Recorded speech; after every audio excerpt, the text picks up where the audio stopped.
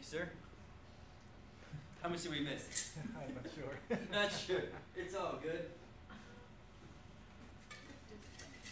Good thing I showed up for class. Remember this guy? I talked about him last time, Peter Drucker. If you find any of his books on management and business, I would strongly recommend reading them. Talks about strengths. Most of us do not know what our strengths are. You think you know what all your natural strengths are, but not necessarily. The last thing a fish knows is about water. You have a different picture of yourself than reality. Everybody accepts that, right? And that's just the God's honest truth. Just like when you get somebody films you on camera and you go, do I sound like that? Happens to me all the time. I'm pretty nasally when I didn't know I was. Anyway, the point is, you have to write your business plan based upon the way you really are and the way others perceive you, not on the way you perceive yourself. Right? You may think you're going to be the best boss, the best CEO, but you don't really like. If you're too nice, that's a big problem for a lot of people. If you're too nice, stay out of management. You're going to get pushed around. Right? Even if you own the business, you know, that's perfectly fine. Stay out of management. Just own the business.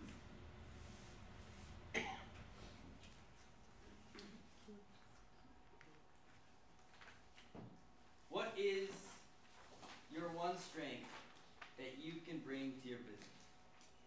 The reason why I ask about one strength is because I would hope that you could surround yourself as a manager, if you choose to do that, with 3 other employees that are competent and can do their jobs in a management position.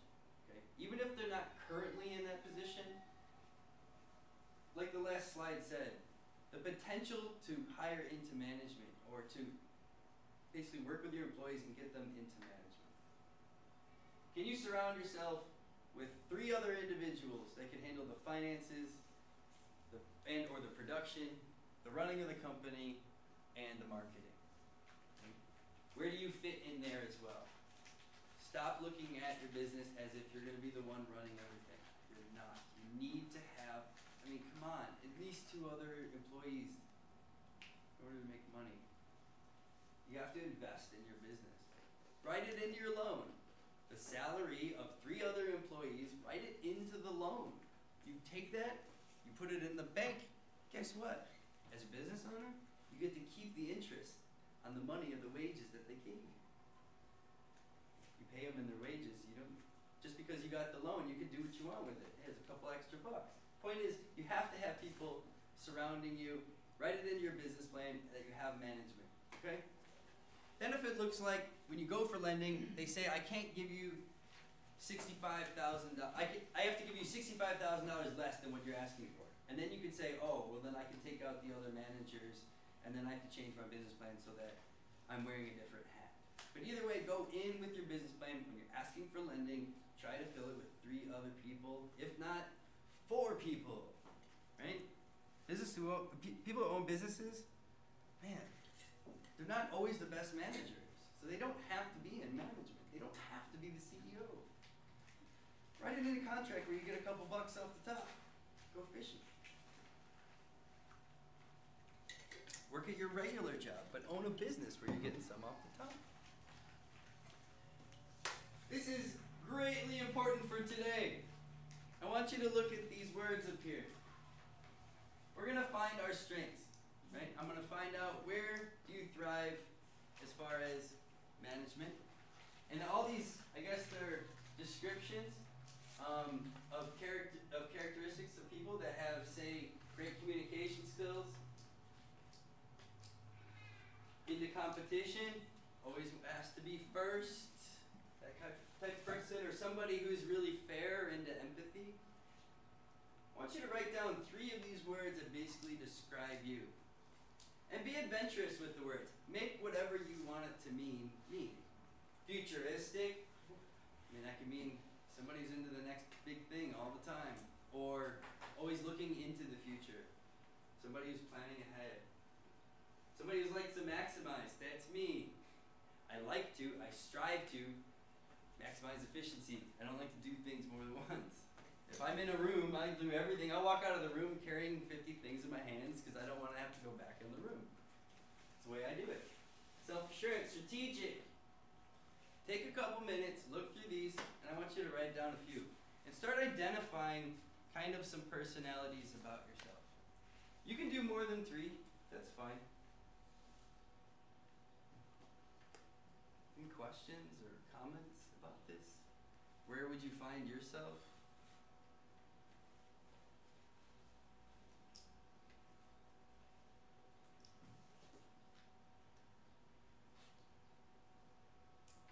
I'm gonna pick on you, Davey, because you're falling asleep. Now we got the guy behind you in a second.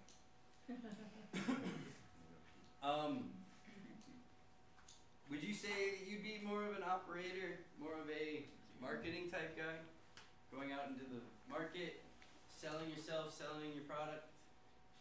Would you be somebody who just kind of, say,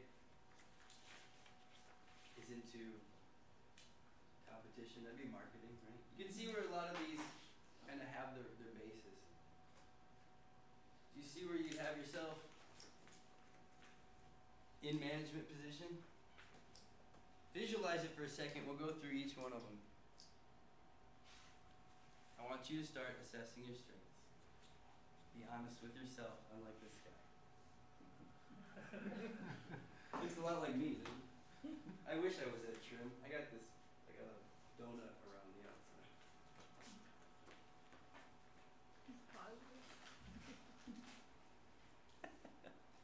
Gotta give him credit. Yeah, I believe this. Right on.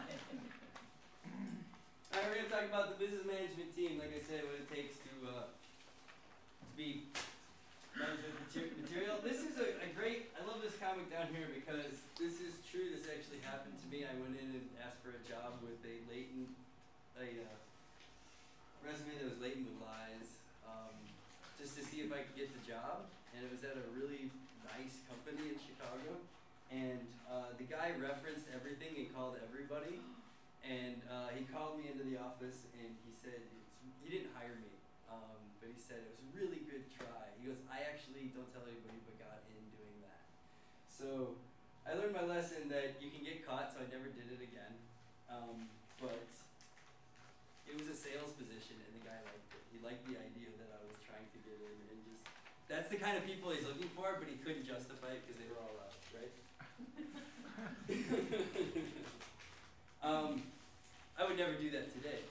That would jeopardize my professionalism. But as a young kid, hey, you know. I like this quote by Bill Gates. I failed in some subjects in exam or in school, but my friend passed them all. Now he's an engineer for Microsoft, and I'm the owner of Microsoft. Okay. He knew where he belonged, telling people what to do. He saw in advance where his friend was going to fit, hired him on, right?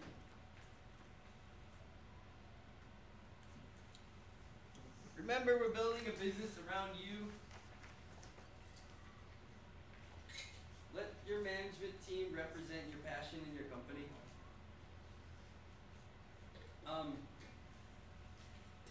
If you want to do small business and make a couple bucks, then maybe hiring on friends and family is the way to go because it's cheaper and helps them out. But when you start talking about sustaining yourself with an income with your business, at that point you got to draw the line and have professionals in those positions, or at least people that are competent of the subject matter at hand. Make sure that most weaknesses are covered by the management team, which is perfectly fine. Asking about hiring family. If you want to make up the loss or the time that you're going to miss out because of the lack of knowledge, like I said, if you're willing to do the internship thing and you fill in the gaps until he's competent enough to run it himself, great way to do it. It's very time consuming for you, very frustrating, and sometimes you don't have the best relationship with your family members after this, so be careful. Any weaknesses? Hire a consultant, get a partner, or create support systems. Support systems being money. Money being accounts to reach into if you're having having problems with management, or say, what happens if management dies or moves on, leaves you in the dust, just takes off? It happens all the time, especially in farms in Hawaii. People get offered farm manager positions or management positions, and then they get offered something else somewhere else, and they're just gone overnight. So have it in your business plan in case anything happens like that. You're going to be using a consultant or setting up some sort of support system. Most people, the financials is the weakness, and if you hire a consultant, that's just a bookkeeper. So you're done already. As long as you have a talented individual, and as long as you're auditing yourself at least once or twice a year. Let's look at a corporation versus a small business. I don't want you to think of, when I say CFO, CMO, all those things, in the earlier slides, presentations, I talked about levels of business success, corporations, bringing in small business. I really touched on a lot of wages, and do you remember me referencing that? I want you to think of your business as very similar to a corporation, in that each one of these definitely have their own responsibilities, but more specifically, the chief executive officer oversees the management and doesn't oversee anything else in the business, just like small business. Right? This is what I'm trying to stress here. This person, who's your CFO or CEO, only manages these 3 people. If he has any questions about what's going on with his business, he better go ask somebody or have the resources on his own to audit these people, and that's what a good CEO will do. Will the CEO be able to go into the financial software and check the numbers himself? Is there communication? This person will make sure that all these people are communicating together, or it's actually better sometimes for them not to communicate. Don't tell a financials guy that we're doing this on production side. I'm going to get a stink bomb on Monday morning when I come in if I tell him, right? So the CEO makes the decision, but at the same time, they all have the same power as far as vetoing power or decision making. CEO isn't more powerful than the others. All he does is make sure that these people are doing their job correctly. It's a matter of checks and balances. It is not more powerful. Each one has its own vote, has the same weight.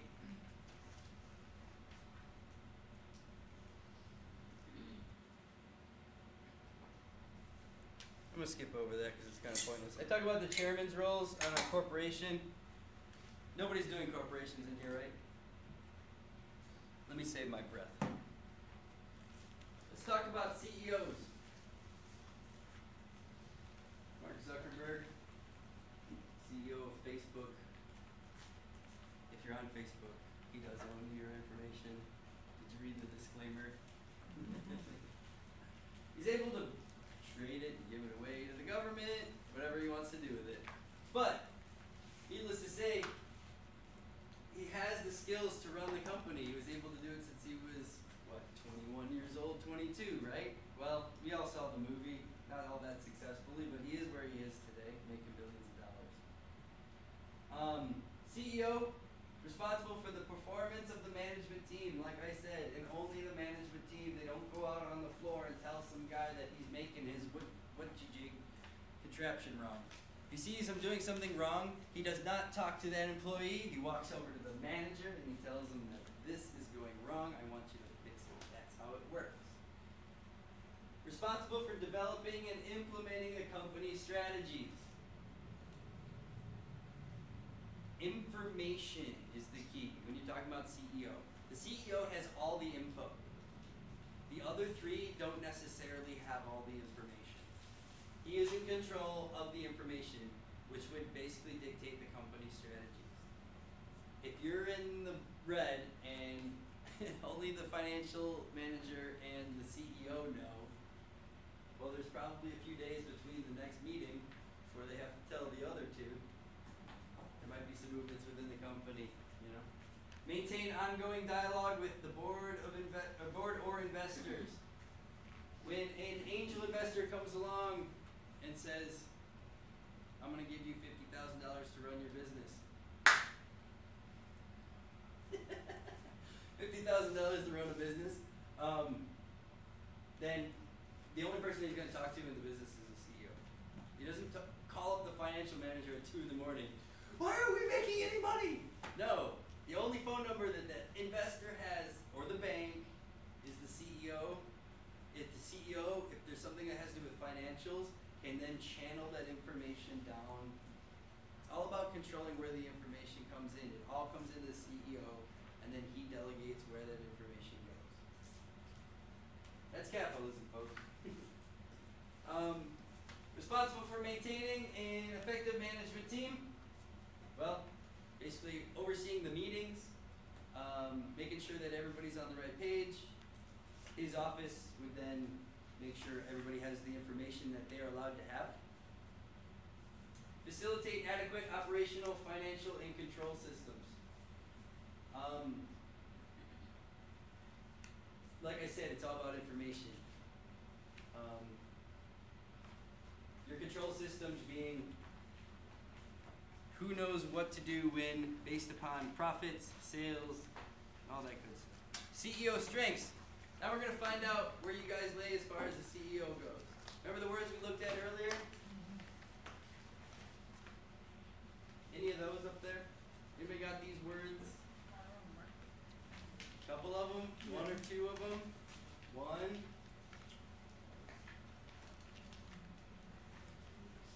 Looking into the future, very strategic, great organization skills. Can reach out into the market and be respected. Very analytical, as a learner, consistency. Alright, you get my drift. Take a note. If you got any of these, then you might be a CEO. It's kind of like Jeff Foxworthy. You might be a CEO if... What are your strengths? You have what it takes to be a CEO? Most business owners would say no. When it comes to being a business owner, most business owners would fit the role of marketing manager. I would never really put a CEO in that financial side. Or a owner into the financial side. Tend to be penny pinchers. What does Bill Gates say? If I had a nickel for every time Windows crashed, oh wait.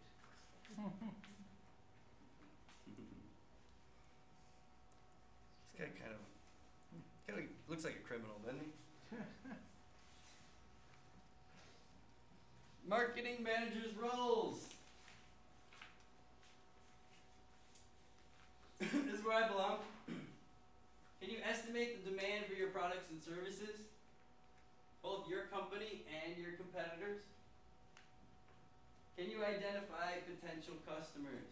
Are you good at market analysis?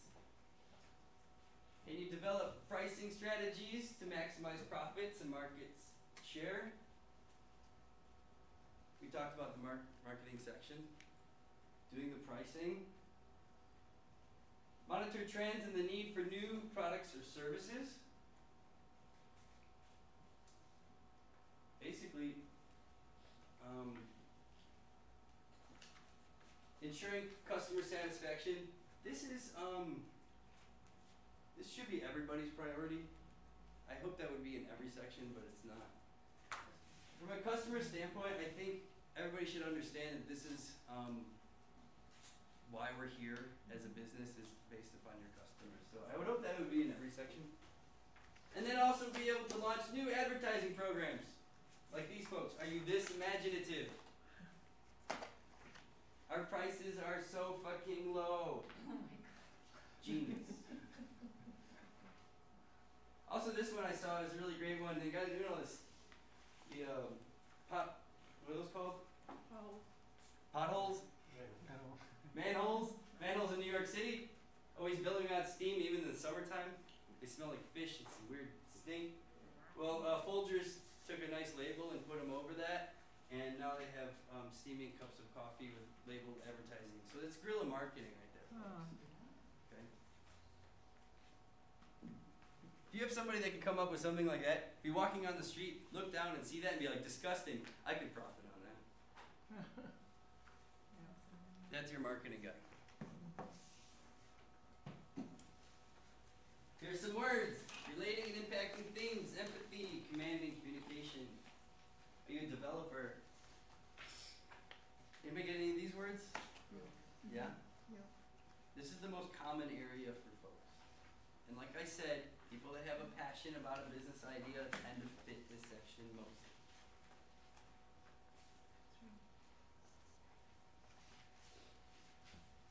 Talking about the strengths of a marketing manager. Do you have what it takes to be a marketing manager? Most business owners say yes, like I said. So great guerrilla marketing campaigns.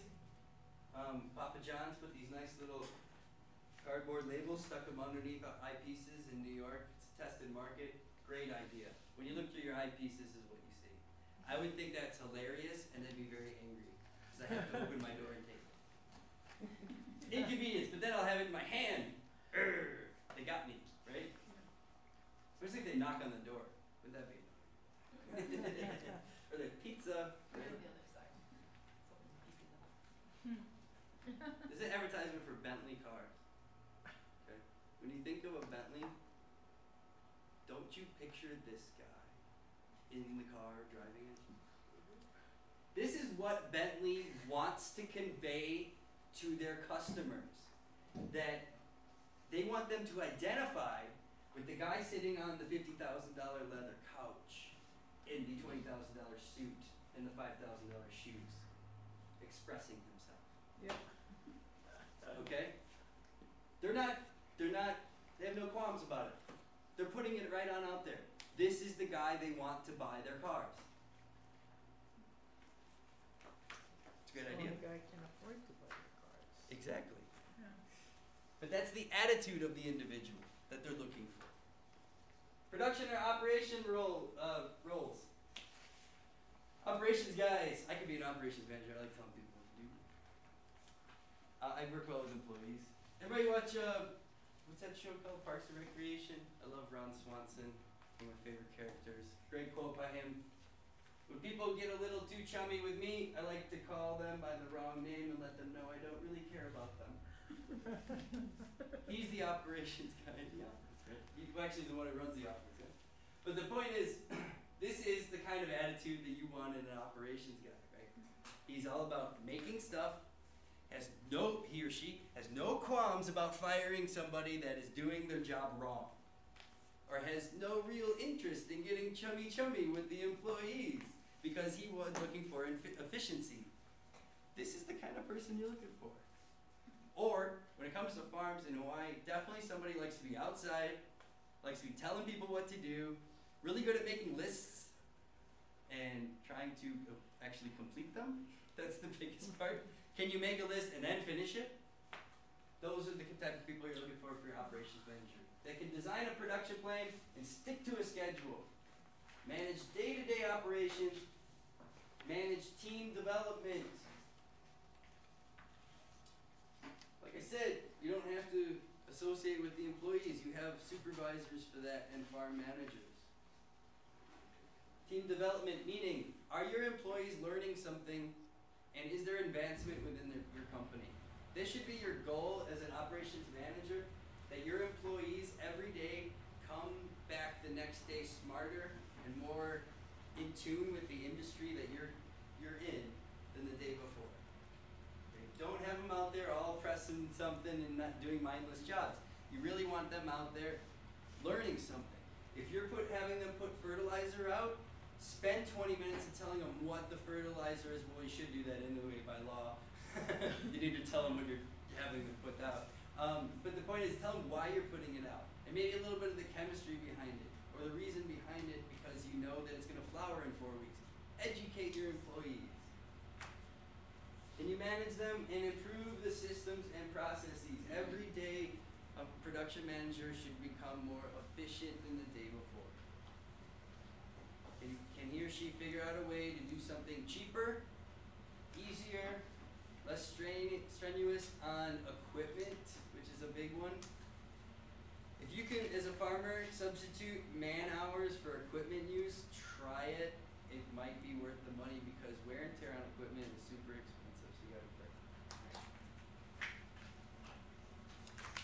anybody identify with the production side? Demanding, timely. Nah, that's not me. Great communicator. I'm good at teamwork. I'm not a good scheduler.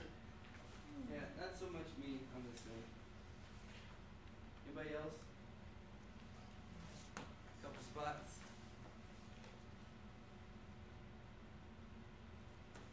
Ask yourself, what are your strengths as a production manager? Most business owners would say yes. It says, why aren't you working? I didn't see you coming. I've actually said that to a boss before.